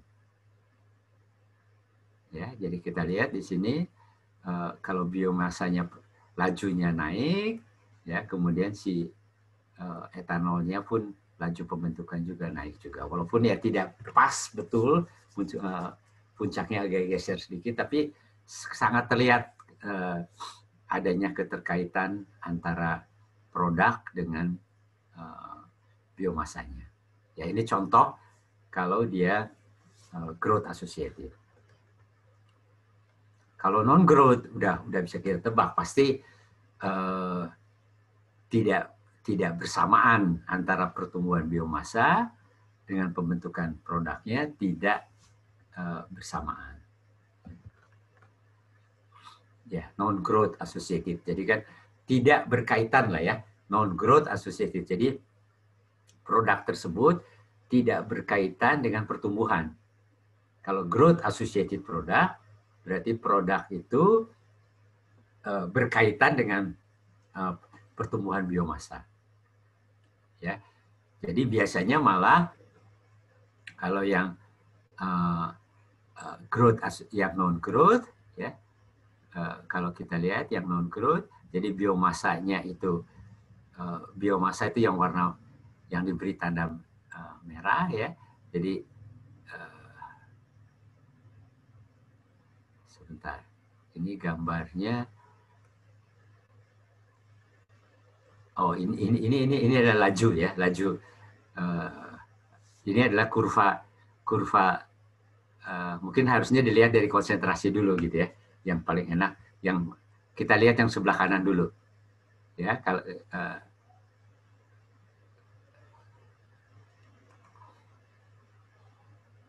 jadi yang enak mungkin dilihat dari konsentrasi dulu. Jadi biomasa, ya, ini biomasa.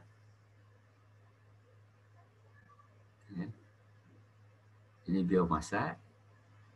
Kemudian sebentar, ini gambarnya.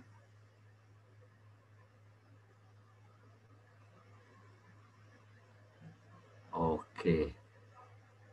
Sebentar.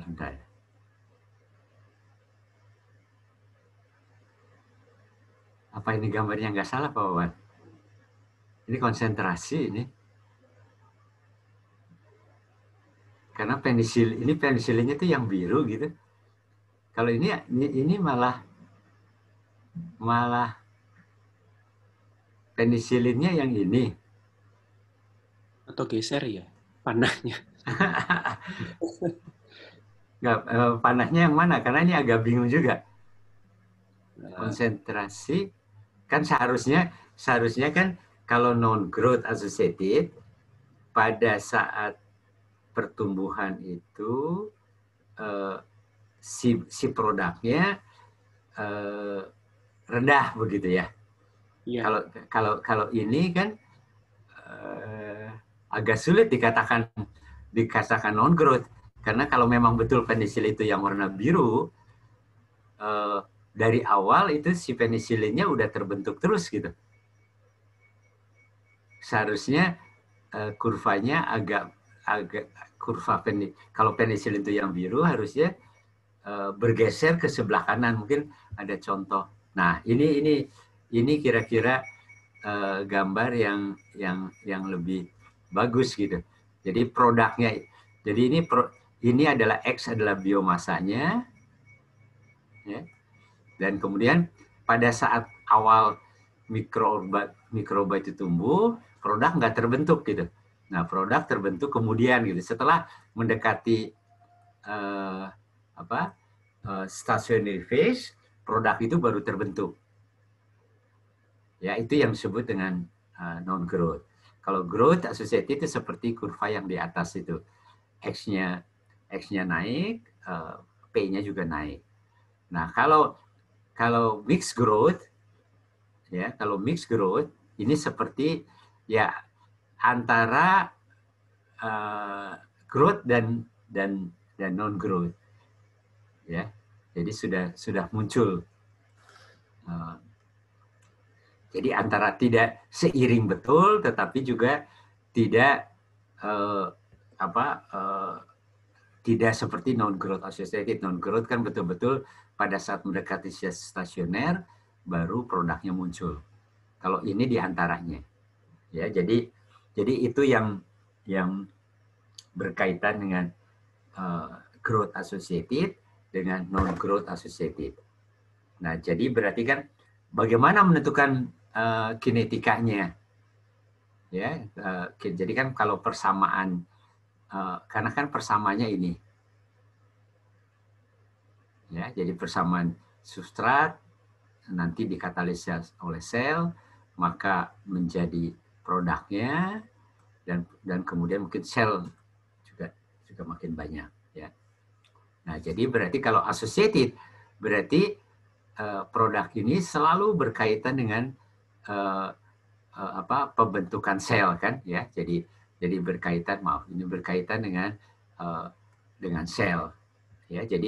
Jadi pertumbuhan pembentukan produk selalu seiring dengan pembentukan biomass-nya. Jadi tinggal dikalikan saja. Jadi laju pertumbuhan spesifik produk, ya. Jadi laju pembentukan spesifik produk itu adalah dikalikan yield aja, suatu konstanta terhadap laju pertumbuhan biomasanya. Ya, mu G adalah untuk yang pertumbuhan spesifik dari biomasanya. Karena seiring, jadi dikalikan aja dengan suatu koefisien reaksi gitu, atau dengan yield. Ya, koefisien yield itu sebenarnya koefisien reaksi. Ya, jadi seiring antara X dan P, jadi dikalikan saja dengan yield. Nah, kalau non-growth, jadi dibentuk pada saat pertumbuhannya sudah 0. Ya, jadi pertumbuhannya sudah 0. Nah, seringkali diasumsikannya itu konstan gitu. Ya. Jadi laju pertumbuhan spesifik dari produk tersebut itu adalah konstan. Ya, jadi ini yang pada umumnya diambil ya.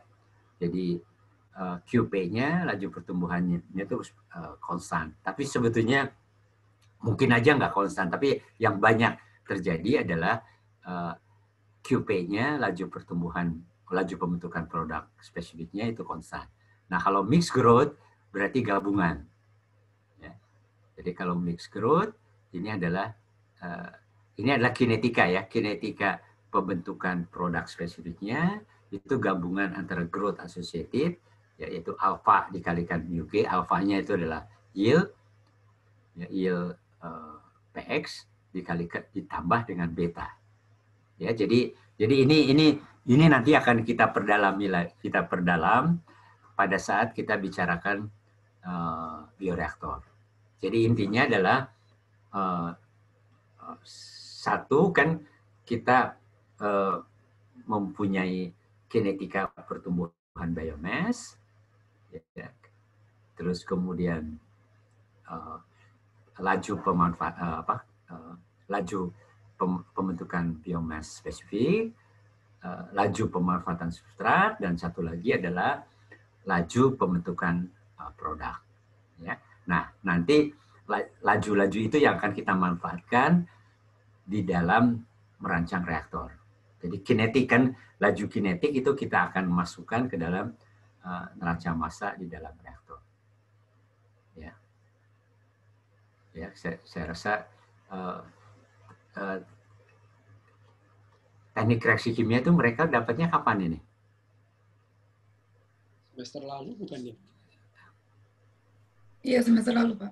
Semester lalu. Nanti kalau reaktor semester depan kan ya? Betul, Pak. Oke. Jadi nanti kita akan bahas ini lebih dalam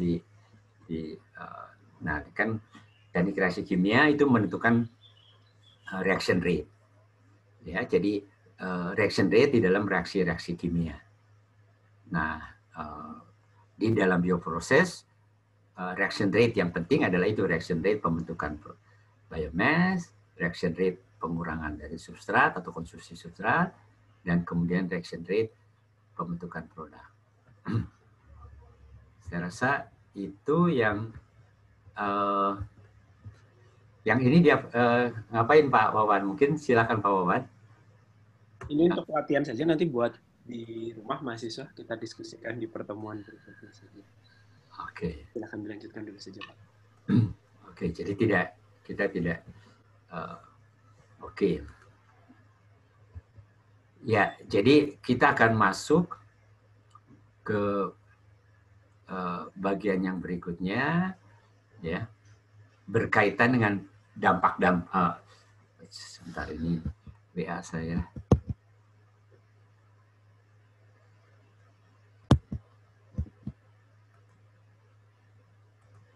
Sebentar, ini suara WA-nya kencang sekali.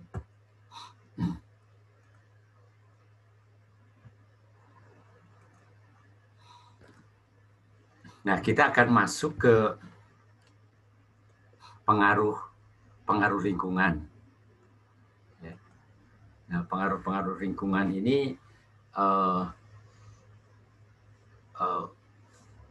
yang sudah kita ketahui adalah temperatur ya. Saya rasa yang banyak dibahas. Kalau mikroba itu adalah bicara temperatur, pH, mungkin ini dua yang paling umum dibahas, ya, pengaruh temperatur dan pengaruh pH, ya.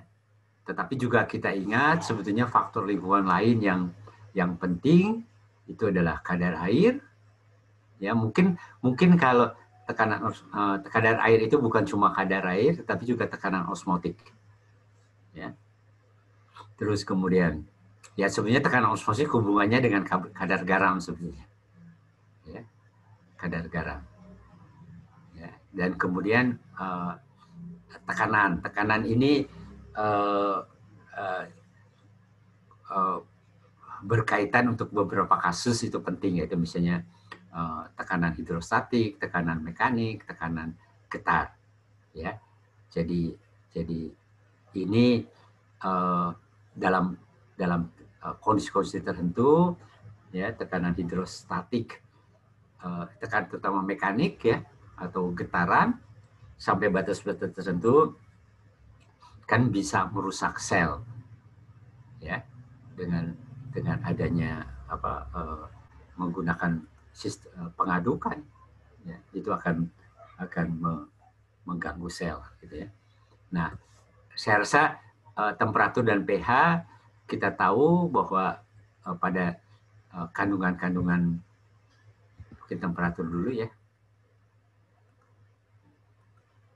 Ya, jadi saya rasa ini gambar yang mungkin pernah dapat sebelum-sebelumnya, ya. Jadi ada titik optimum, ya. Ada titik optimum. Jadi ini akan mengapa demikian, ya, karena nanti akan berpengaruh kepada konformasi enzim. Jadi pada temperatur tertentu mungkin enzim mengalami perubahan struktur, ya, terus berpengaruh terhadap aktivitas enzim yang akhirnya ke aktivitas sel, ya. Jadi ini adalah aktivitas dari sel secara umum, ya, pengaruh dari temperatur, ya, saya rasa. Nah, kemudian kan ini yang akan terjadi kan, ya, kalau temperatur kita naikkan sampai batas tertentu, protein akan mengalami denaturasi, ya. Jadi kalau mengalami denaturasi proteinnya, ya jelas kan, enzim itu kan protein, enzimnya tidak aktif, ya. Kalau tidak aktif, ya selnya mati, gitu, ya. Jadi ini yang dipakai untuk mensterilkan, ya,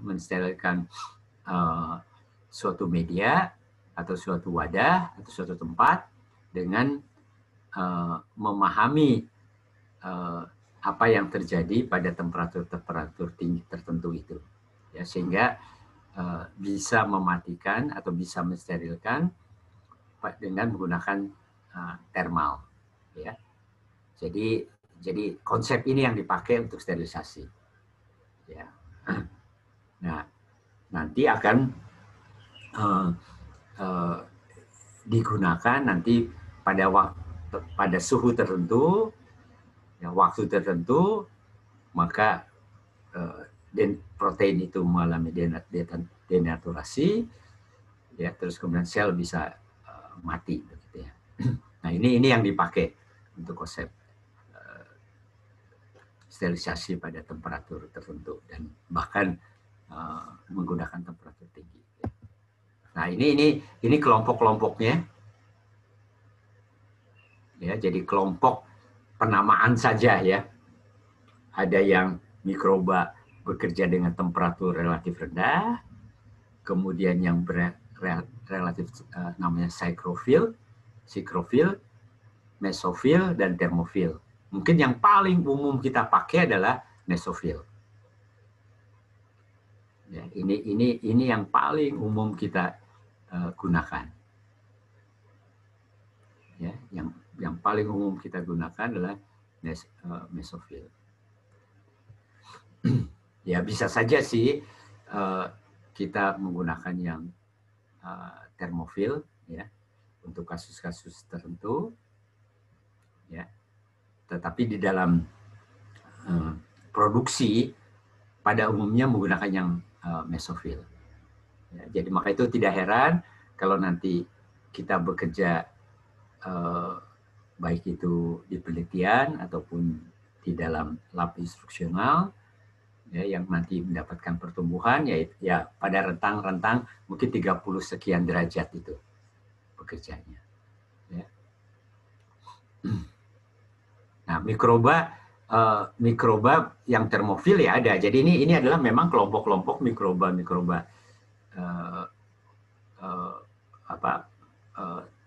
yang hidup pada rentang-rentang itu gitu. Ya, kalau di dalam apalagi di tropik itu ya pasti paling banyak dalam mesofil. Tapi memang mikroba mesofil ini yang paling banyak ya di alam ini. Nah, termofil itu berarti hidup pada kondisi-kondisi tertentu. Ya, misalnya di geotermal. Ya, di geotermal pasti kan temperaturnya agak tinggi gitu ya. Nah, mungkin di situ tetap ditemukan mikroba. Ada mikroba yang bisa hidup di 100 derajat, itu ada itu. Ya bahkan lebih gitu ya, 110, 120 itu ada itu. Ya, dia sudah teradaptasi dengan kondisi itu. Ya, jadi di tempat-tempat gunung berapi gitu, itu ada mikroba khusus itu. Ya, tapi ada ini yang umum ya. Jadi yang umum kita pakai adalah yang kelompok-kelompok yang kita sebut di sini. Ini yang umum. Tapi ada yang beberapa yang nama-nama lain ya. Ada fisiotrop ya. Kemudian ini adalah ada yang stenotermofil, tumbuh baik pada 60 derajat tapi tidak. Dan ini adalah yang lain-lain yang yang di luar yang umum kita temukan. Ya, jadi ini supaya mengenal saja, walaupun kita secara umum kita mengenalnya sekrofil, mesofil, termofil, ya. Tapi juga ada yang lain-lain. Ya.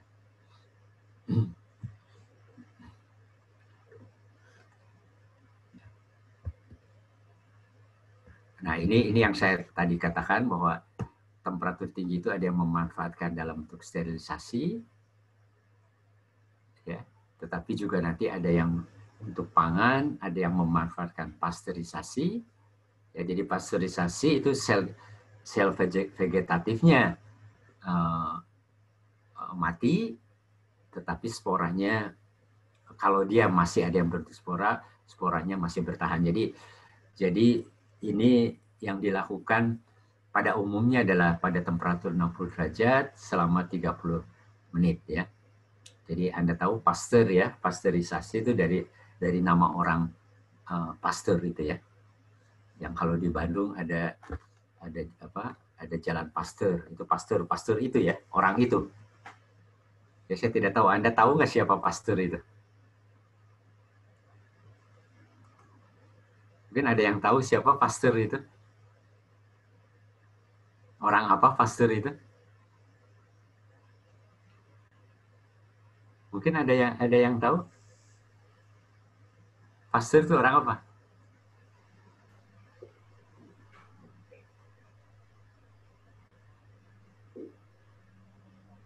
Kebangsaannya apa Pasteur? Mungkin siapa yang? Prancis. Ya, Pasteur itu orang Prancis ya. Ya, Louis Pasteur. Jadi Pasteur itu orang Prancis. Jadi dia sempat bertugas ya di Indonesia dan bahkan di Bandung ya. Jadi sempat bertugas meneliti tapi ditugaskan, terus mungkin walaupun dia orang Prancis, dia pada zaman Belanda itu dia melakukan penelitian di Indonesia, di Bandung, dan tempatnya yang sekarang namanya Jalan Pasteur itu ada gedung yang sekarang menjadi Bio Farma, atau sebelahnya Rumah Sakit Hasan Sadikin. Ya, jadi Pasteur mendapatkan hadiah Nobel, ya. Jadi Pasteur mendapatkan hadiah Nobel karena penelitiannya di Indonesia, di Bandung ini, ya. Jadi, tetapi Pasteur bukan cuma hidup di Indonesia saja, tetapi juga di Vietnam, ya, di Saigon, ya. Dia sempat tinggal di Saigon cukup lama, ya, di Ho Chi Minh City. Nah, kemudian jadi dia yang nama itu dipakai, Pasteur ini ya digunakan untuk mengurangi pasteurisasi ini, mengurangi sel vegetatif, tetapi tetapi spora masih tetap bisa bertahan. Nah, ini kan biasanya untuk susu, ya, guna pasteurisasi. Tetapi kalau tindalisasi, Tyndall juga nama orang, itu adalah pasteurisasi yang berulang-ulang. Nah, sel vegetatif dan spora juga mati. Nah, kalau sterilisasi ini berarti namanya juga steril. Jadi bukan cuma sel vegetatif dan sporanya juga dihilangkan atau dimatikan, ya, semuanya. Ya, jadi ini bisa dengan pemanasan, bisa dengan bahan kimia, dan bisa ada beberapa teknik-teknik lain. Ya.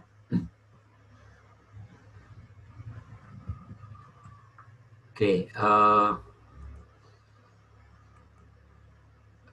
nah, apa yang terjadi kalau temperaturnya rendah? Mungkin Pak Wawan, Pak Wawan masih di? Si Pak. Ya, punten, mungkin saya ternyata saya udah di kontak. Ini saya harus pindah ke rapatnya KLHK gitu. Kebetulan saya juga harus jadi moderator di kuliah berikutnya, Pak. Mungkin. Ya, mungkin kita sebentar akhiri aja, ya. Jadi kita nggak usah. Ya, kita jadi ini yang temperatur mungkin sampai temperatur aja, ya. Jadi sampai temperatur aja, ya. Jadi temperatur rendah, temperatur tinggi kan bisa. Nah, kalau apa yang terjadi kalau temperatur direndahkan? Ini ada beberapa kejadian-kejadian, ya. Jadi dalam kondisi tertentu temperatur rendah itu bisa menginaktifkan enzim.